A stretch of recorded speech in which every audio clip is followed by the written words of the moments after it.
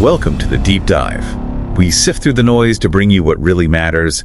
And today, oh boy, we are diving into something that has classic RPG fans, myself included, absolutely buzzing. The full remake of the legendary Dragon Quest VII. So our mission here is simple. Unpack the key details, figure out what makes this remake special, and explore what it means. For longtime fans, and maybe for you, if you're new to Stirred, I mean, there's a lot of excitement, right? What's jumped out at you initially? Well, yeah, the excitement is definitely there. For me, it's the sheer ambition of it. You know, remaking Dragon Quest VII, that's a massive undertaking. It's not just any RPG. Totally. And they've given it an official title now, Dragon Quest VII, Reimagined. And get this date down, February 5, 2026. Wow, okay. 2026. Yeah, it's a ways off for sure. Definitely builds the anticipation though, doesn't it? It absolutely does. I mean, a date that far out, it suggests they're really taking their time, which hopefully means a polished, really complete experience, gives people time to maybe play the original or other DQs. Good point. And speaking of reaching people, they are going wide with this. PlayStation 5, Xbox Series XS, Nintendo Switch, and PC. Okay, now that's significant. Right. That feels like a huge step for accessibility. Oh, absolutely. It's a game changer, really. Think about the original PlayStation release. Yeah. This is different. It feels like Square Enix isn't just, cashing in on nostalgia. They're positioning this as a key RPG for a new audience, maybe building that brand loyalty again. It's a long-term play. Mm-hmm.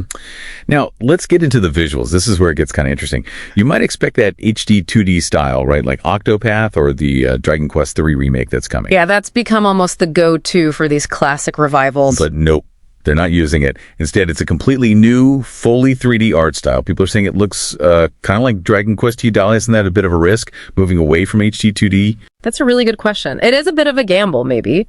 But choosing that DQXI style, It suggests they want a truly modern look.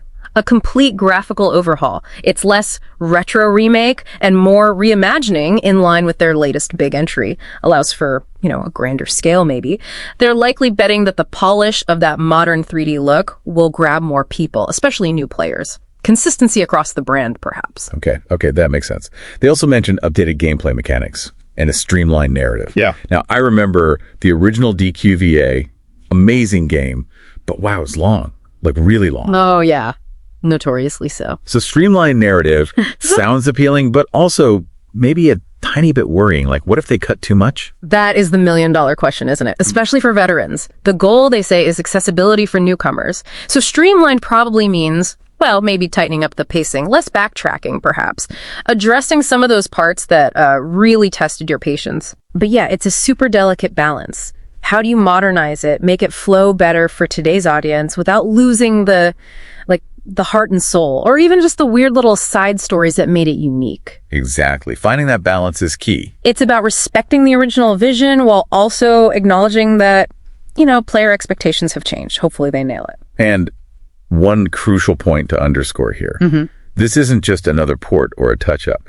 This is the first time the original PlayStation version has gotten a proper, full, modern facelift. That's different from the 3DS remake, right?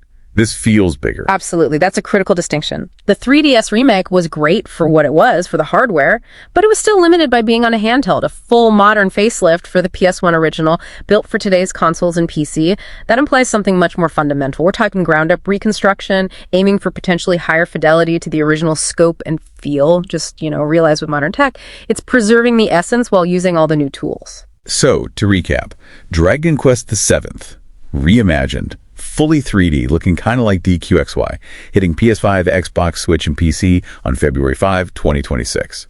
And it promises updated gameplay, a potentially smoother story, and it's the first true modern remake of the PS1 classic. Lots to look forward to. I'm genuinely quite excited. Me too. And, it brings up a broader thought, something for you listening to maybe chew on.